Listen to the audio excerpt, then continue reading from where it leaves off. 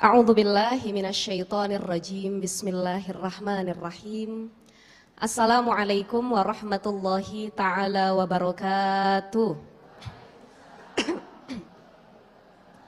Alhamdulillah wassalatu wassalamu ala Rasulillah Muhammad ibni Abdullah wa ala alihi wa sahbihi wa mawalah. Rabbi shrah li sadri wa yassir li amri wahlul 'uqdatam min lisani yafqahu qawli. Qala Allah Ta'ala fil Qur'anil Karim, bismillahirrahmanirrahim. Subhanaka la ilma lana illa ma 'allamtana innaka antal alimul hakim. Shadaqallahul azim wa sadaqa rasulun nabiyyu habibul karim. Amma ba'd. Alhamdulillahirabbil alamin, para jamaah Majelis Ta'lim An-Nabawi. Benar ya? Saya panggilnya apa nih? Teteh, Ibu, Mbak? Banyakan yang masih jomblo atau sudah menikah? Oh, rata-rata ibu-ibu muda ya yang sudah menikah. Sebelumnya saya pernah ngisi di sini, tapi anak-anak muda, ya para mahasiswa. Ini alhamdulillah yang hadir ibu-ibu muda semuanya. Lama atau tidak nunggunya? Dari jam berapa mulainya? 8:30. Alhamdulillahirobbilalamin. Insya Allah kajian kita ini kelar jam 5 sore. Kelamaan ya. Ya saya nggak bisa lama-lama juga karena setelah ini harus ada amanah juga acara ke adik-adik SMA di Tanah Kusir. Teteh-teteh semua, para bunda yang dimuliakan oleh Allah Subhanahu wa Ta'ala. Ini temanya tentang menikah. Wonderful marriage ya. Karena menikah tak seindah postingan. Ini saya ngomongin nikah malu, sebenarnya banyak ibu-ibu di sini. Ada yang sudah menikah 15 tahun jalan pernikahan? Wah, banyak. 20 tahun? Banyak juga. 30 tahun? Ada juga. Masya Allah, 40 tahun. Ada juga, aduh saya malu jadinya ini ya. Atau yang masih mungkin seumur jagung nikah baru setahun, 2 tahun, 3 tahun ada. Ini newborn disebutnya ya. Jadi pendatang baru memasuki dunia pernikahan. Baik, saya izin dulu sama para bunda yang sudah menikah 30 tahun, 40 tahun, bahkan 20 tahun. Karena kalau pengalaman saya sendiri, saya baru berjalan pernikahan itu 8-9 tahun. Dulu cerita sedikit, saya nikah muda Bu. Sekarang kira-kira umur saya berapa? 28, betul. Dulu saya nikahnya 19 jalan 20 tahun. 19 jalan 20 tahun, beda setahun sama suami. Suami 20, jalan 21. Itu kita udah nikah muda, terus nggak mau nyampur sama orang tua sama sekali, dua-duanya masih kuliah. Suami saya waktu itu ada di skripsi akhir kuliahnya, saya baru semester 5 kalau nggak salah. Berat ngejalaninnya, ini jadi pengalaman juga buat para bunda, adik-adik, teman-teman sekalian. Menikah itu bukan membatasi kita untuk tidak beraktivitas lagi. Itulah pentingnya sebelum menikah kita harus punya prinsip komitmen dengan pasangan terlebih dahulu. Karena banyak dan berapa banyak kita lihat nih ya, ini really gitu, kenyataan realitanya kalau orang sudah menikah ketika dia tidak dapat pasangan yang sejalan, tidak punya komitmen yang sama untuk melakukan kegiatan di luar rumah itu harus bertengkar terlebih dahulu. Betul nggak sih? Ibu, Bu, saya mau nanya, tadi berangkat ke Majelis Ta'lim An-Nabawi, izin dulu sama suami atau enggak? Izin. Cium tangan suami enggak? Cium tangan suami atau tidak? Tidak katanya. Peluk suami dulu atau tidak? Kira-kira budaya peluk dan cium tangan suami masih berlaku sampai usia pernikahan sekarang atau tidak? Masih. Jadi suami mau berangkat kerja, kita peluk dulu. Peluknya yang kenceng. Yang belum nikah ketawa ngebayangin, gimana itu maksudnya. Ya, karena anjuran kalau kita flashback dengan sirah dan kisah para ummahatul mukminin, para istri Rasul. Salah satunya istri yang paling manja, paling baper, paling muda, dan paling banyak kemauannya, itu Siti Aisyah radhiyallahu anha, karena usianya masih muda. Pencemburunya luar biasa, manjanya luar biasa. Suatu ketika Rasul dikirimin satu makanan sama Ummu Kulsum. Ummu Kulsum ini salah satu istri Rasul yang makanannya enak tenan kalau bahasa Jawanya. Enak sekali, paling pintar masak. Bu, Rasul kan istrinya banyak, beda sama kita ya. Tetapi istrinya ridho untuk saling berpoligami, sebab nikahnya itu karena dakwah. Beda poligami orang zaman sekarang. Banyak film-film layangan Put, Terus yang lagi rame di RCTI apa? Bunda jangan bercerai. Nonton atau enggak? Enggak nonton. Itu kan filmnya semua mengangkat tema tentang pelakor, ya. Beda orang poligami zaman sekarang dengan zaman dulu, makanya harus ditelisik lagi kalau pengen ngikut sunnah Rasul, caranya berbeda, modelnya berbeda, niat Rasul poligami pun bukan karena syahwat ataupun nafsu, tetapi poligaminya Rasul itu turun ayat. Rasul nikahin istrinya yang lain, turun ayat perintah Allah untuk menikahkan. Rasul nyeraiin istrinya Hafsah, turun ayat tentang talak. Jadi semuanya bernilai dan esensi nilainya itu adalah dakwah sendiri. Ya. Nah, jadi ini jadi reminder pelajaran penting buat kita semua bahwa menikah itu memang tak seindah postingan medsos. Ini ibu-ibu yang usia 30 tahun, 40 tahun, 50 tahun main media sosial atau tidak? Main. Instagram punya? TikTok punya? Oh, emak-emak zaman sekarang ahli TikTok. WhatsApp punya? Facebook punya? Suka upload kemesraan dengan suami atau tidak? Kenapa? Susah ustazah, suami saya susah di fotonya. Pokoknya kalau yang suka ngupload pasangan itu biasanya perempuan, istri. Laki dia akan upload kemesraan dengan istrinya dengan dua catatan. Pertama, dipaksa sama bininya. Betul nggak? Yang kedua, HP-nya lagi dibajak sama istri. Diambil handphonenya, ayah mah nggak pernah foto berdua sama mama, upload kayak biar orang tahu. Akhirnya diambil sama bininya, dia upload sendiri. Karena memang mustahilun atau jarang sekali dan susah laki-laki itu ngupload foto sama istri. Ini bedanya laki-laki sama perempuan. Perempuan kalau setelah dia menikah dia makin bucin sama suaminya, betul nggak? Betul. Tapi kalau laki-laki udah nikah, bucinnya berkurang. Sebab apa? Karena selama ini yang dia cari, yang dia kejar sudah dia dapatkan. Makanya biasa aja. Itulah kalau kita sudah nikah, kita harus paham love language, bahasa cinta pasangan. Jadi jangan menyamakan hidup rumah tangga kita dengan orang lain. Ada orang yang dikit-dikit posting di medsos, dikit-dikit gandengan tangan, kita mau boro-boro jalan digandeng sama suami. Yang ada istrinya di belakang, lakinya udah di depan jalan. Betul ya? Atau realita yang kedua, kalau mau jalan pergi masuk mobil, lakinya udah standby, megang setir, istrinya masih ngangkut baju anak, botol susu ketinggalan, kunci rumah belum dibawa, ya. Giliran masuk diomelin sama suami. Lama bener sih? Lama bener dandannya? Padahal bukan lama bener dandannya. Tapi kan suami tinggal duduk di mobil, keperluan perintilan istri, anak siapa yang bawa? Istri. Giliran ketinggalan siapa yang diomelin? Ustazah kok paham bener, pengalaman. Kayaknya di mana-mana begitu ya. Model laki-laki nggak ada yang dia ribet, riuh dan lain sebagainya, semua diserahkan kepada istrinya. Nah, ini bedanya laki-laki dengan perempuan. Kalau laki-laki kalau sudah menikah berarti goal atau tujuan yang dia capai sudah dia dapat. Dulu sebelum nikah Bu, Masya Allah, ibu jalan kemana-mana digandeng. Baru pengantin baru ke WC digendong. Naik motor sama suami tahun 70-80 ustazah indah bener. Masih jarang yang namanya tol yang punya mobil masih sedikit gitu ya. Jalan naik motor, motornya juga Supra. Udah paling cakep bener itu tahun 80-an. Begitu naik tanjakan motornya mogok. Pengantin baru. Begitu mogok kata suaminya bilang, "Neng gak usah turun, gak usah didorong, biar abang yang menenteng motornya. Takut Neng lecet," kata suami. Udah 20 tahun rumah tangga, naik motor, motornya bagusan, Vario. Begitu ditanjakan motornya mogok. Kata istrinya, "Bang jangan turun ya, takut lecet." Enak bener badan segede gaban gitu, turun. Really atau tidak?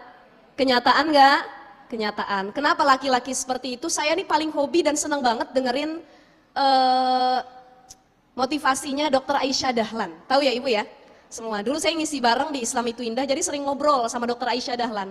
Bahkan kadang-kadang kita suka teleponan. Saya tuh kalau ada terkait permasalahan rumah tangga saya yang mungkin saya merasa nggak bisa diselesaikan, saya ngobrol sama Dr. Aisyah Dahlan. "Bunda, bisa diganggu dulu nggak sebentar?" "Boleh Ustazah." Akhirnya saya curhat cerita, dan dari motivasi yang beliau berikan, karena beliau ahli neuroscience kan ya, itu tahu tentang otak laki-laki, otak perempuan, itu banyak insight positif buat saya. Ternyata memang kalau laki-laki udah nikah, udah goalnya itu udah kecapai. Ibarat dia pengen metik pohon, dia manjat, udah sampai, udah kepetik buahnya.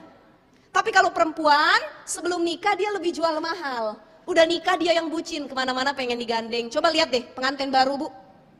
Kadang kalau kita lihat di medsos itu cuma tipuan belaka. Belum lama ada kasus viral. Kasusnya adalah seorang seleb TikTok. Itu di daerah Amerika atau mana saya lupa. Jadi mereka itu suka bikin konten romantis, konten-konten couple gitu, ya couple konten gitu tentang suaminya yang meluk istrinya, istrinya yang manja sama suaminya. Itu di TikTok orang luar. Ternyata suatu ketika kebongkar, ini istrinya dibunuh sama suaminya. Padahal selama ini mereka romantis di media sosial. Sebabnya karena istrinya selingkuh. Sabab-musabab dicari dari orang sekitar karena suaminya sebenarnya tidak seromantis di medsos. Ibarat kayak orang acting on kamera. Yuk pura-pura. Nanti kalau selesai kameranya sudah off, diem-dieman lagi, cemberut-cemberutan lagi. Itulah kenyataan di media sosial sebenarnya. Jadi saya pengen sampaikan kepada yang sudah menikah ataupun yang belum menikah, jangan baper ngelihat orang yang posting kemesraan di media sosial itu hoax. Hoax itu. Satu, orang posting di media sosial ya mungkin pengen posting juga. Tapi belum tentu dia nggak punya masalah. Karena orang posting di media sosial pasti yang diposting kebahagiaan. Betul nggak? Siapapun dari kita kalau main medsos pasti yang diposting kebahagiaan, bukan kesedihan. Yang kedua, orang posting kemesraan bisa jadi karena konten. Dia punya YouTube, dia punya TikTok, naikin insight-nya. Ya, naikin ratingnya, YouTube-nya, vlog-nya biar lebih nambah lagi viewersnya. Akhirnya dia bikin konten romantis. Atau yang ketiga, gara-gara endorse. Ini yang sering saya lakuin sama suami. Jadi kalau yang lihat IG saya belum tentu seromantis begitu. Karena memang kebutuhan endorse. Sekarang saya kalau bikin endorse bilang, gak usah romantis banget deh, jijik saya bilang. Gak usah gitu-gitu banget, ya udah biasa aja. Kalau kita memposting untuk pakaian dan lain sebagainya. Karena sebenarnya realitanya gak begitu. Jadi bermedsos itu harus bijak. Jangan sampai gara-gara lihat media sosial kita bertengkar sama suami. Gak usah jauh-jauh, kita temenan WA sama siapa? Tetangga kanan kiri sendiri. Begitu ngelihat status WA tetangga, aduh alhamdulillah nih lagi healing sama suami diajak ke pantai. Kita gak pernah diajak jalan sama suami. Akhirnya ngebandingin pasangan orang lain sama suami sendiri. Ya, coba lihat ya. Kok dia jalan ke pantai banyak banget duit suaminya tuh ya. Kok saya di rumah aja masak aja di dapur ngurus anak. Kok ayah beda ya sama dia ya. Akhirnya menumbuhkan rasa tidak bersyukur. Karena mencapai rumah tangga yang sakinah mawaddah warohmah kuncinya cuman berapa? 2. Syukur, sabar. Syukur, sabar, syukur, sabar. Antara suami istri pasti tiap hari kejadiannya ganti-gantian. Hari ini kita yang syukur, suami yang sabar. Besok suami yang syukur, kita yang sabar. Alhamdulillah ustazah saya bersyukur walaupun punya suami nggak ganteng banget gitu.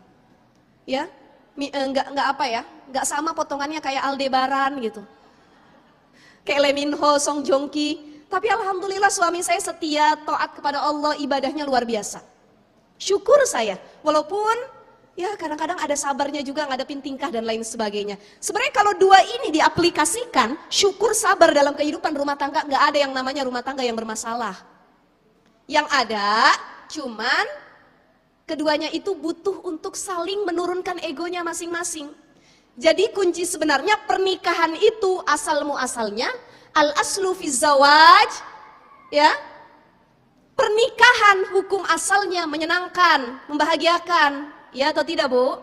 Tidur ada yang nemenin, jalan ada yang gandeng, mau belanja ada yang beliin, ya.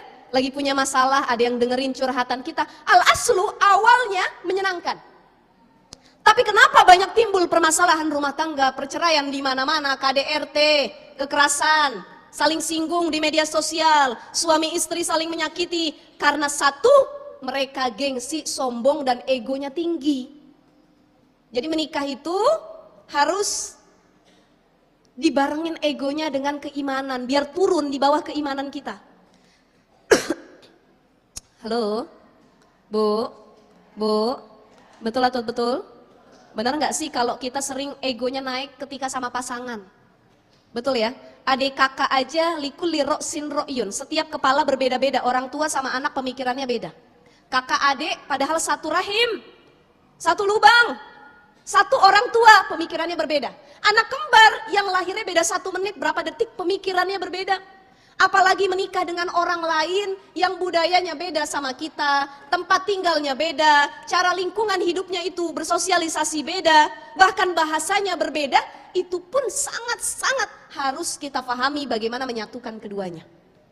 Ini saya ada cerita, belum lama, kemarin saya baru pulang umroh. Ya alhamdulillah, mudah-mudahan nanti nyusul semua jamaah yang ada di sini, insya Allah. Pulang umroh, kebetulan saya umrohnya walillahilham, alhamdulillah tahadus binema itu plus Turki bawa 48 jamaah. Ketika saya sampai di Turki, saya ketemu teman lama saya dulu ketika di kuliah S1. Sekarang beliau menetap di Turki, suaminya dapat orang Turki.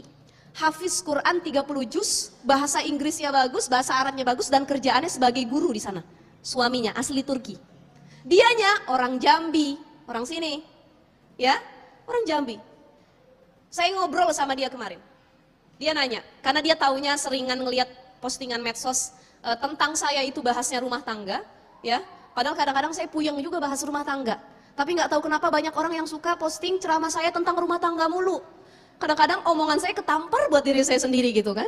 Ya Allah ya Rahman. Akhirnya dia konsultasi, dia bilang, Syif, lebih enak nikah sama yang satu negara ya, kata dia. Saya bilang, loh ada apa nih? Akhirnya dia curhat. Jujur katanya, Ana ngerasa berat banget ngejalanin rumah tangga sama orang yang beda negara. Ya, di sini ada yang mau dapat orang Korea? Mungkin ada yang cita-cita dapat orang Arab, ya, Jerman ataupun yang lainnya, silahkan ya, itu hak kita. Tapi yang perlu digarisbawahi dan difahami, ini cerita dari kawan saya sendiri. Dia bilang, apa memang rumah tangga itu banyak masalah ya Syif? Saya bilang, siapapun jodoh kita, mau satu negara, mau satu kota, mau satu bahasa, ya pasti nggak ada yang namanya nggak punya masalah, ada aja. Mau dua-duanya paham agama, mau dua-duanya hafizah Quran, mau dua-duanya itu anak ulama, rumah tangga tidak ada yang luput dari masalah, semua diuji dengan masalahnya yang berbeda. Ada yang ujiannya anak, punya anak banyak, ada orang yang disentuh dikit sama suaminya tiap tahun ngelahirin. Dipegang doang begini sama lakinya, lahirin. Kalau bahasa lagu kita itu, kau mengandung, melahirkan, ngandung lagi, lahir lagi. Kan banyak ya, ada tipe-tipe perempuan yang seperti ini Masya Allah suburnya luar biasa, Allah kasih kelebihan. Tapi ternyata ujiannya beda, anaknya banyak dan bisa dilihat salah satu ujiannya adalah dari anak. Entah anak yang menguji karena kedurhakaannya, karena agamanya yang kurang, atau dia banyak anak tapi ada satu anak yang uji dengan penyakit. Saya punya saudara anaknya 12. Dia punya anak 2, yang satu kena penyakit mental, yang satu itu mohon maaf sekali autis. Berarti kan ujiannya beda. Ada orang yang sudah menikah belasan tahun, puluhan tahun, ya Allah, saya nggak kunjung dikasih keturunan. Ujian atau bukan? Ujian. Harus sabar atau tidak? Ya Allah, kesana kemari saya sudah program.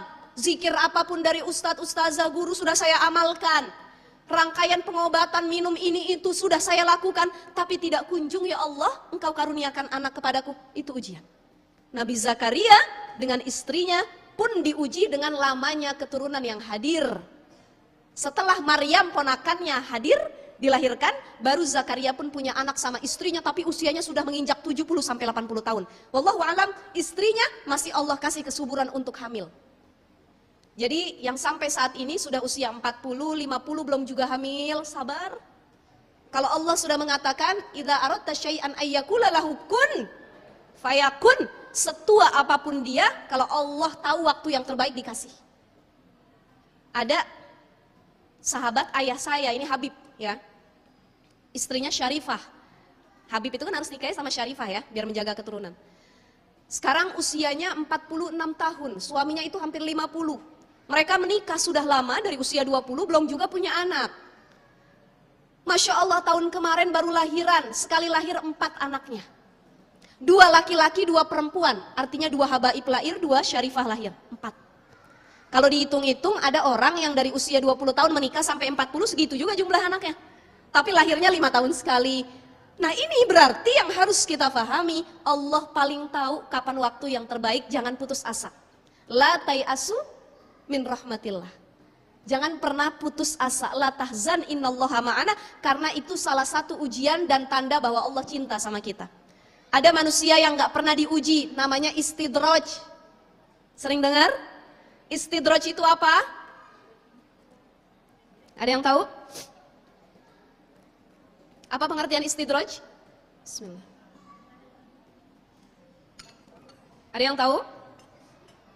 Istidraj itu hidupnya selalu enak, padahal itu tanda gini. Istidraj itu adalah hidup yang selalu enak dan menjauhkan dia dari Allah Subhanahu wa taala. Artinya rahmat Allah cabut dari hidupnya.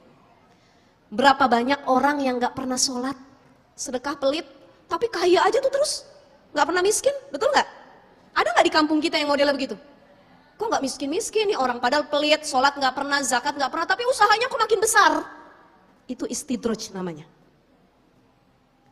Kok saya ustazah sholat rajin, tahajud gak ketinggalan, duha masya Allah, sedekah saya banyak, tapi kok saya miskin aja dari dulu. Itu tandanya rahmat Allah masih ada pada kita. Kemiskinan tersebut berarti ujian. Tanda hamba dicintai oleh Allah, ibtalahu, diuji sama Allah. Kalau manusia udah gak diuji, tandanya Allah udah gak cinta sama dia. Makanya kalau kita cuma ngelihat kehidupan rumah tangga orang dari medsos, hoax, di balik keindahan yang dia perlihatkan ada ujian di dalamnya. Kok romantis banget sama suaminya, kita nggak tahu apa suaminya pernah selingkuh, apa suaminya kasar, KDRT. Kan yang kita tahu cuma dari postingan saja. Dia posting, flexing. Ada yang posting, alhamdulillah ulang tahun anniversary dari suami, dihadiahin tas harganya 25 juta. Gucci, Louis Vuitton ya. Kita nggak tahu tasnya itu ngutang atau cash. Betul nggak? Kan yang kita tahu cuma postingan aja. Alhamdulillah hadiahin istri mobil terbaru. Ngomong-ngomong itu cash atau ngutang? Ya, jadi cukup kita bersyukur ngelihat medsos, udah. Itu dunia maya, cuma angan-angan saja, nggak usah diseriusin. Saya ngobrol sama kawan saya, lanjut atau tidak? Lanjut. Dia bilang, Chief, anak 4 tahun di Turki katanya. Dia sudah 4 tahun ya, anaknya usia 2 tahun sekarang. Kadang-kadang pengen pulang, nangis, pengen balik sama orang tua jauh kan ya. Di Turki dia ngerantau sendiri, punya suami orang sana. Pertama masalahnya itu adalah terkait bahasa. Kadang kesel sama suami tapi bingung cara marahnya gimana. Segitu dia anak pesantren yang bisa bahasa Arab. Kadang-kadang ana, Ana pokoknya gitu ya. Gimana dengan orang yang dia dapat orang luar negeri, Inggris nggak bisa, Arab nggak bisa, dan suaminya ini walaupun pintar Arab Inggris tapi kebiasaan ngomongnya pakai bahasa Turki. Turki kan beda lagi ya, Seni Seviyorum, apalagi tuh. Saya juga nggak hafal tuh ya, bahasanya agak susah mereka itu. Nah ini dia bilang terkait bahasa, dari bahasa kita sering berantem. Yang kedua, makanan. Itulah kenapa dalam kitab Fathul Qorib, kalau kita belajar fikih ya, kan salah satu kewajiban suami kepada istri itu apa? Ngasih nafkah. Tidak ada limit, tidak ada batasnya. Mau istrinya kaya, miskin, masih muda, sudah tua, punya pendapatan atau tidak, bekerja atau di rumah, wajib suami ngasih nafkah. Tidak ada limit dan tidak ada pengecualian. Tapi banyak suami sekarang yang lepas tanggung jawab nafkah karena dia merasa istrinya punya pendapatan. Udah, saya nggak usah ngasih kamu kan duitnya banyak, kamu dapat gaji. Berdosa suami yang tidak memberikan nafkah. Nah dalam kitab Fathul Qorib, suami wajib ngasih nafkah ke istri, plus kalau kata Sayyid Sabiq, salah satu ulama terkenal, ulama fikih, nafkah itu kategorinya bukan cuma sandang pangan papan, tempat tinggal, makan sama pakaian, bukan. Tapi skincare, kosmetik, apalagi? Kebutuhan yang memang harus dipakai sama perempuan itu juga wajib dikasih sama suami. Ngomong-ngomong, ibu-ibu pernah dibeliin lipstik gak sama suami? Dibeliin bedak? Jalan sama suami ke mall, ada outlet make up. Kata suaminya, mama, bedak mama udah habis belum? Kalau bedak mama udah habis, sok ambil, pilih yang mama mau. Pernah gak kayak gitu? Pernah gak? Yang diem aja mikir, jarang bener digituin. Ya, atau sekiranya kita capek di rumah ngurusin keluarga 24 jam full, Ibu rumah tangga itu gajinya kalau mau digaji, kalah babysitter sama IRT. Gak terbatas, saking capeknya ngurusin rumah, baru beresin mainan anak, udah diamburin lagi sama anak. Betul ya? Baru ngepel, udah dikotorin lagi. Baru beresin tempat tidur, udah loncat-loncatan, berantakan lagi. Ya Allah, gak ada limitnya kerjaan ibu rumah tangga. Lagi capek ngurus rumah tangga, datang suami. Mama capek ya hari ini ngurus rumah. Iya Pak, ya udah mama me time dulu ke salon nih 5 juta buat mama ya. Pernah atau enggak? Pernah atau tidak? Sama, saya nggak pernah juga. Ya, tapi paling tidak ini harus jadi apa ya disebutnya ya, peringatan buat para suami. Kalau nafkah itu bukan cuma tempat tinggal sama makan aja, tapi kebutuhan skincare, buat self care, merawat diri. Karena kalau istri cantik yang bangga siapa Bu? Suami. Dibawa kondangan istrinya bening, yang bangga siapa? Suami. Diajak ketemu temannya istrinya cantik, yang bangga siapa? Suami. Padahal yang ngasih skincare suami atau bukan? Bukan. Tapi yang dipuji siapa? Suami. Ih dia mah abis nikah sama si A makin cantik katanya. Ini pasti kenceng nih katanya nafkahnya. Dia nggak tahu kita nyari duit sendiri. Ya, ini kan banyak yang demikian. Nah, jadi ini teman saya masalah bahasa, masalah makanan. Makanan itu kalau dalam bab nafkah, kata Said Sabiq bahkan laki-laki itu harus ngasih makan istri sesuai dengan apa yang dia dikasih sama orang tuanya. Dan sesuai dengan adat budaya, misalkan suaminya orang Jakarta, dia nikahin istrinya orang Padang. Padang itu makanan sehari-harinya apa? Rendang, gule-gule. Mahal nggak? Mahal. Ini kalau suaminya orang yang mampu, dia wajib bahkan harus ngasih makan istrinya sesuai dengan apa yang istrinya makan sehari-hari. Kalau istrinya orang Padang, kasih rendang. Jangan dikasih tempe sama tahu. Ya. Tetapi istri yang baik, dia tidak akan menuntut macam-macam sama suami walaupun dia sering dikasih rendang sama suami, karena dia tahu sama orang tua.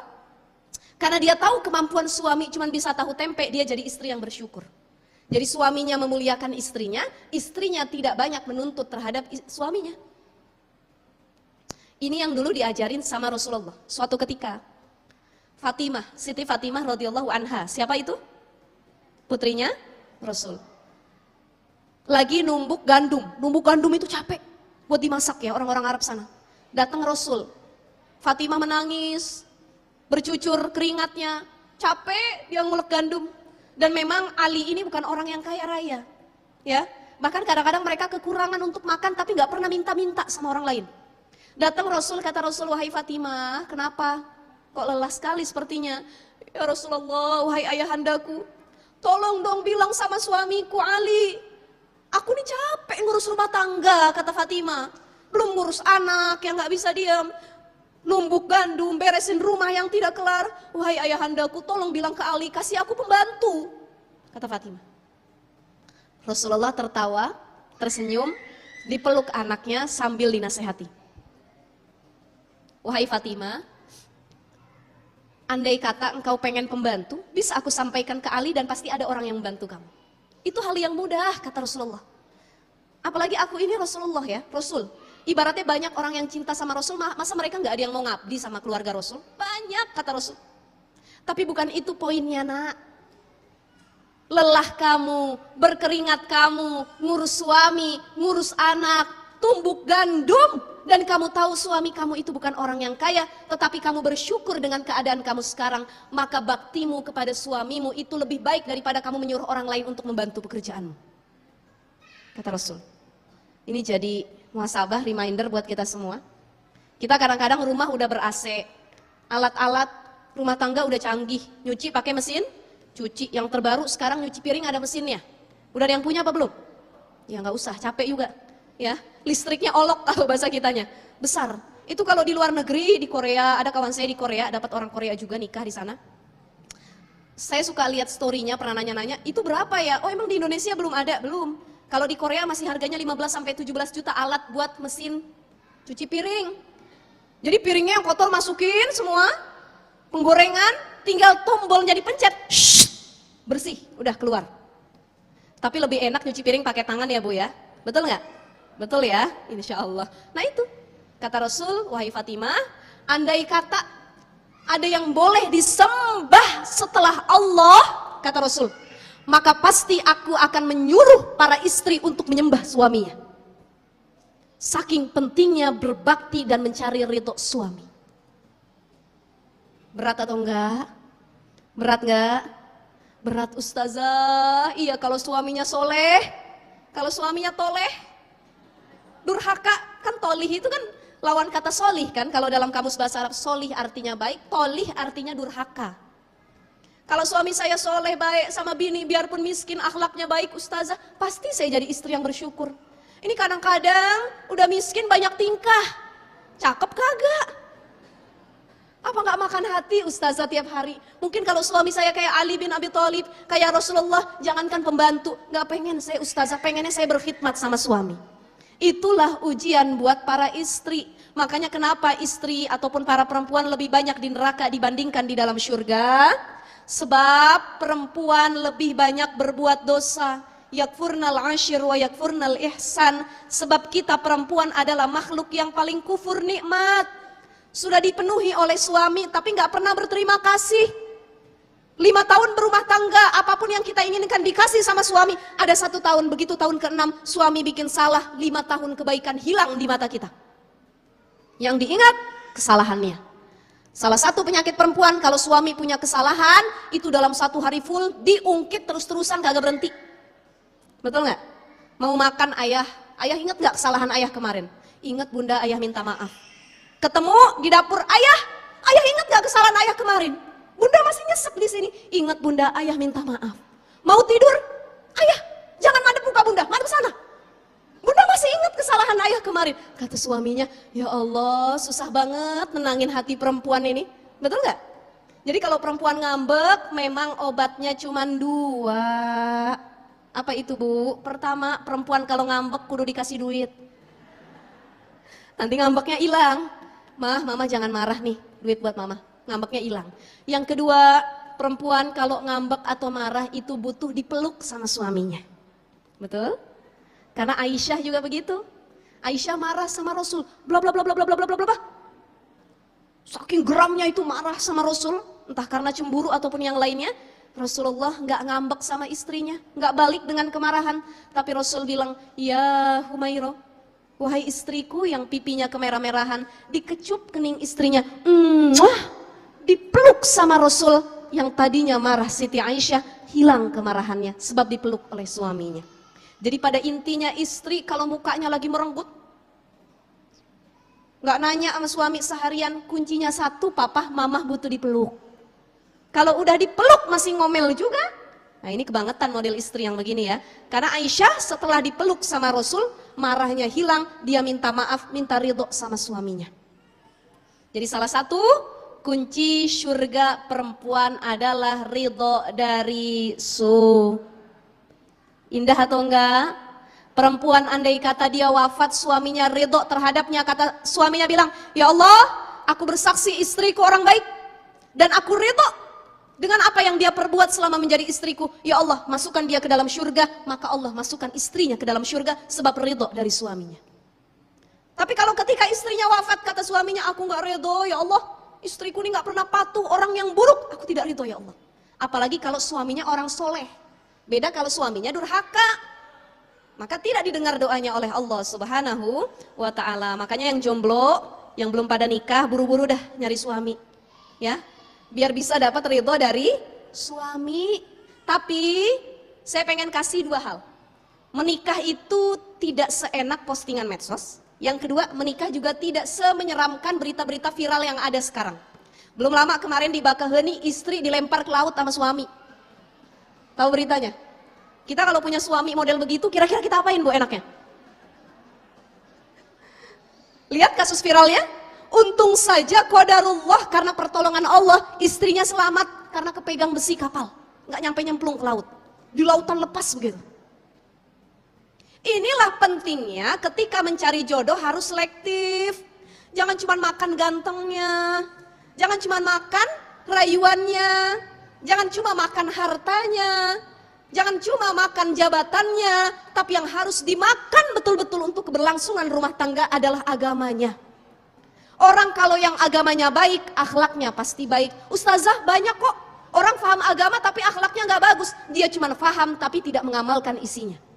Yang bagus adalah biar agamanya tidak begitu kuat, tetapi akhlaknya sesuai dengan tuntunan agamanya. Itu kasus viral kemarin. Istri dilempar sama suami gara-gara berantem. Berapa banyak istri dibunuh sama suami. Belum lama suami kemaluannya dipotong sama istri. Ini yang harus jadi perhatian, bukan cuma kita nyari suami yang baik. Suami juga kalau nyari istri, kudu istri yang baik. Jangan sampai marah dikit gorok, marah dikit tusuk, marah dikit gampar, marah dikit dibanting istrinya, abis itu cipika-cipiki lagi.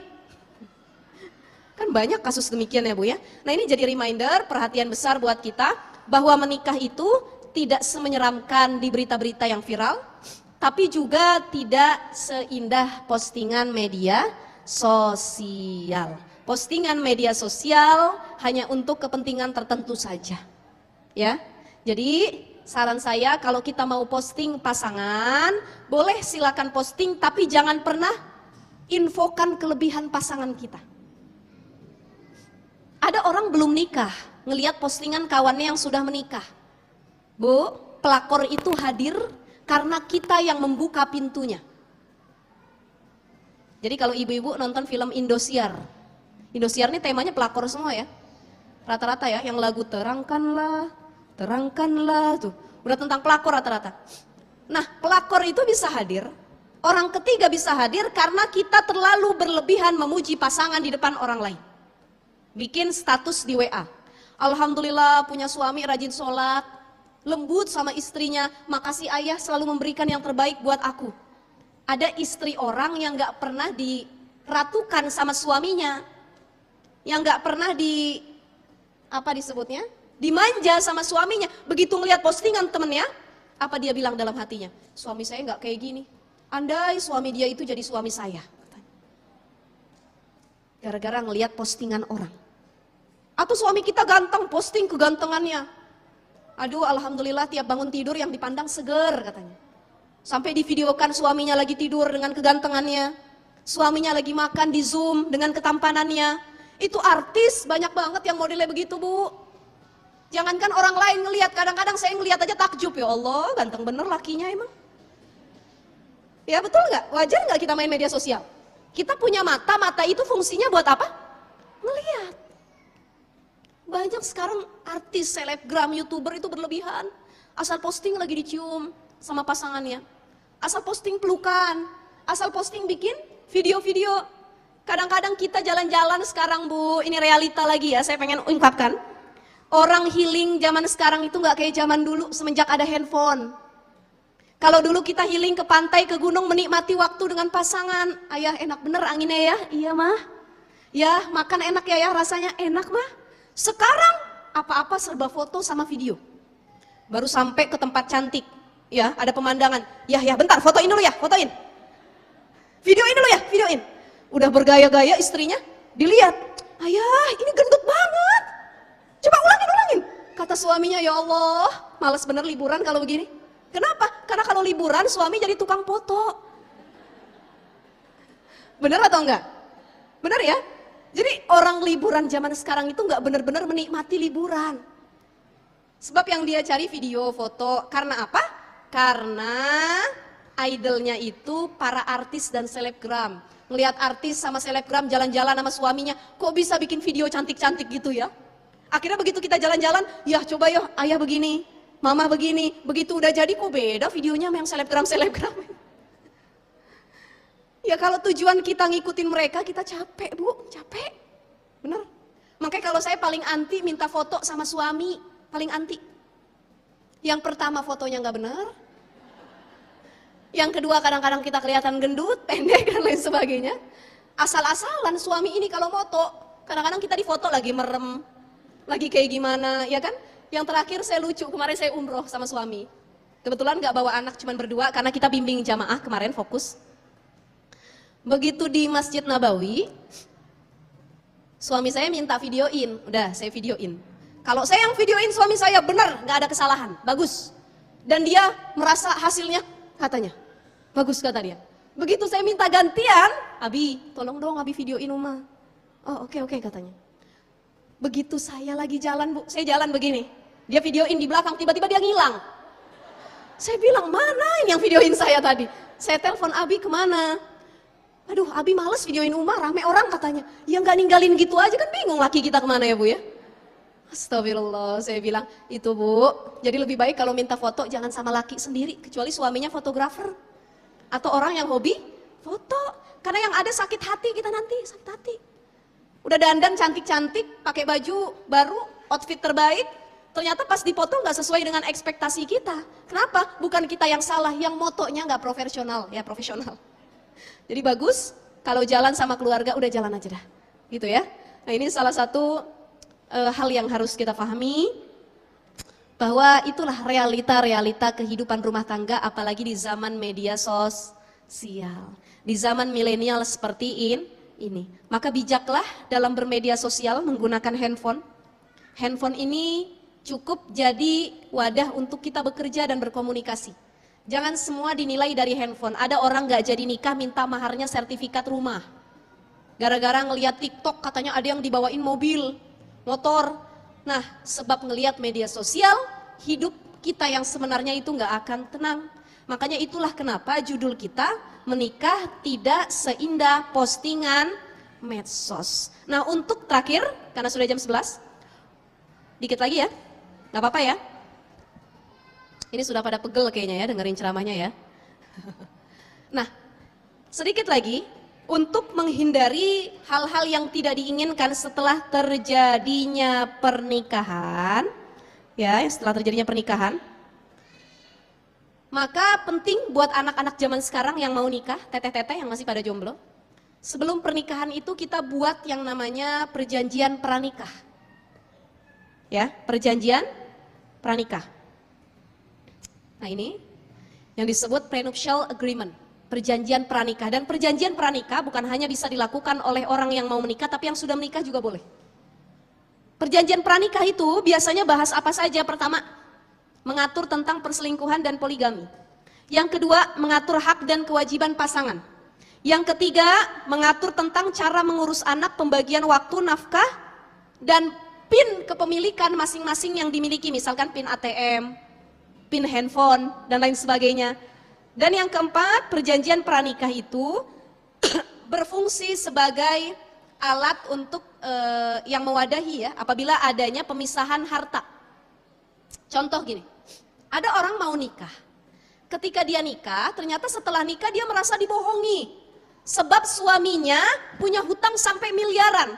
Kan kalau sudah suami istri berarti yang harus bayar istrinya juga, betul nggak? Nah, pentingnya perjanjian pranikah itu untuk membedakan harta masing-masing. Ada harta yang dibawa sama suami, ada harta yang dibawa sama istri, ada harta bersama yang didapati ketika sudah menikah, itu namanya harta bersama. Makanya kalau ada orang bercerai, itu ada pembagian harta gonogini, namanya harta bersama. Punya rumah, kapan punya rumah? Setelah nikah, berarti itu hak keduanya. Rumahnya harus dibagi dua antara suami dengan istri. Punya motor, kapan belinya? Setelah nikah, berarti milik keduanya, harus dibagi dua. Tapi ada harta yang dibawa sebelum nikah. Umpamanya suami sebelum nikahin kita udah punya mobil, itu mobil dia bukan mobil kita. Jadi kalau nanti perceraian, kita nggak ada hak, sebab itu adalah hak bawaan dari sebelum nikah. Maka penting perjanjian pranikah untuk membatasi kalau-kalau ada hal yang tidak diinginkan. Tadi hutang pihutang, ya, termasuk uang-uang yang haram, itu bisa dibatasi dengan perjanjian pranikah. Kemudian yang kedua, perselingkuhan. Dulu suami kita baik, ternyata setelah nikah dia selingkuh. Karena ada perjanjian pranikah, apa perjanjiannya isinya? Kalau saya diselingkuhi oleh suami, maka jatuh talak suami kepada saya, misalkan. Atau ada yang perjanjian pranikahnya, saya selama masih sehat, kuat, bisa memberikan anak, tidak punya penyakit apapun, maka saya enggan untuk dipoligami. Andai kata saya dipoligami tetapi keadaan saya sehat walafiat dan tidak ada halangan apapun, maka jatuh talak suami kepada saya. Itu perjanjian pranikah biar pasangan kita nggak macem-macem disebutnya. Setelah nikah juga boleh ngajuin. Jadi kalau ada apa-apa kita nggak jadi korban sendiri. Udah diselingkuhin, nggak dapat harta gono gini, nggak punya rumah, hidup susah. Nah ini yang sangat-sangat meriskankan sekali. Maka penting untuk membuat perjanjian pranikah, ya, karena menikah tidak seindah media sosial. Jadi perjanjian pranikah nanti bisa diajukan ke KUA bagi yang mau nikah, didaftarkan ke KUA, ditandatangani oleh kedua belah pihak, kemudian nanti bisa dibawa ketika proses acara ijab dan kabul. Ini sesuai keputusan MK nomor 69 tahun 2015 tentang perjanjian pranikah, ya, prenuptial agreement disebutnya. Gitu ya, teteh-teteh semuanya. Jadi karena sudah jam 11 juga, maka terakhir yang ingin saya sampaikan, menikahlah dengan seseorang yang sekiranya terus bisa bertumbuh bersama, saling sabar, saling syukur menghadapi ujian hidup. Karena kembali lagi, karena kita sudah ngaji di sini, selepas dari sini ujian pernikahan apapun yang kita hadapi, kita harus jadi penyemangat buat pasangan kita sendiri. Ayah, tidak ada rumah tangga yang tidak diuji, ayah. Ada yang diuji dengan keuangan, ada yang diuji dengan penantian anak, ada yang diuji dengan anak-anak yang durhaka, ada yang diujinya dengan pasangan sendiri yang tidak setia, ada yang diuji dengan penyakit, ada yang diuji dengan orang ketiga, ada yang diuji dengan mertua, ada yang diuji dengan ipar-ipar, dan bahkan ujian-ujian lainnya yang pasti semua orang merasakannya. Tidak ada yang tidak luput dari ujian pernikahan, bahkan Rasulullah pun dulu rumah tangganya diuji. Tahu nggak ibu-ibu yang dulu Aisyah itu difitnah selingkuh? Tahu ya? Itu yang disebut dengan hadisul ifki, berita bohong. Yang Aisyah ketinggalan rombongan habis perang, Aisyah jalan sama laki-laki. Laki-laki itu bukan selingkuhan Aisyah, dia cuman menjaga istri Rasul yang memang sendirian ketinggalan. Tapi ada salah satu, ya, ini kaum munafikin yang ikut perang, dia membuat hadisul ifki, berita kebohongan, dibilangnya Aisyah berselingkuh dengan laki-laki tersebut. Akhirnya Rasul kembalikan Aisyah ke rumah ayahnya Abu Bakar. Tiap hari Aisyah nangis. Dan Rasul hampir mentalak Aisyah gara-gara kasus itu. Sebab itu beritanya udah tersebar di Madinah, di kalangan umat muslim. Siti Aisyah istrinya Rasulullah berselingkuh katanya. Rasulullah malu, Rasulullah juga tidak bisa menanyakan kebenaran, karena pasti yang namanya manusia bisa berbohong ya. Ditanya Aisyah, engkau berselingkuh? Tidak wahai Rasul. Tapi banyak katanya fakta yang mengatakan bahwa perselingkuhannya benar terjadi. Nah ini dikembalikan kepada ayahnya Abu Bakar Siddiq, dia menangis setiap hari, tapi Rasul tiap hari ngintip istrinya bagaimana keadaannya, tidak berlepas diri. Sampai turun ayat yang mengatakan bahwa istrimu Aisyah radhiyallahu anha adalah perempuan yang suci. Baru Rasul ambil lagi istrinya dari rumah ayahnya. Pelajaran pentingnya apa? Kalau suami udah nggak cinta sama istri, kalau istri buat kesalahan, kalau ada masalah dalam rumah tangga, lebih baik pulangkan saja ke rumah orang tua daripada engkau menyakiti anak orang yang sudah dibesarkan. Gara-gara istrinya bikin salah dibunuh, gara-gara istrinya bikin perkara dihabisi nyawanya. Tidak seperti itu, cukup kembalikan kepada orang tuanya. Insya Allah nanti bisa disampaikan kepada pasangannya masing-masing.